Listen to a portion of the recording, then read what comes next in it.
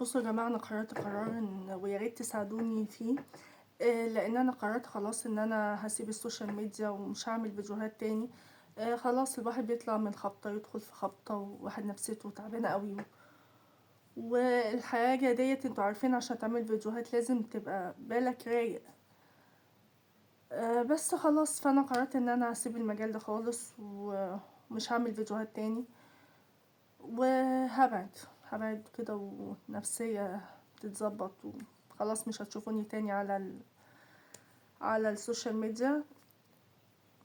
مضطرة بسبب ظروف كتيرة حصلت لي، فلازم ابعد. للأسف مش هقدم فيديوهات تاني خالص. هقول لكم السبب عشان ايه. علشان بضحك عليكم، ودي كدبة ابريل.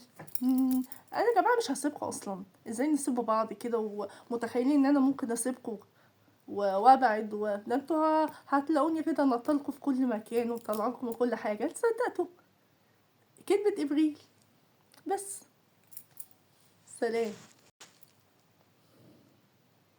ما اقدرش اسيب اخواتي والناس المحترمة اللي بشوفها وكده. ازاي يا جماعة؟ ده احنا بنفضفض مع بعض. ما تصدقوش في حاجة.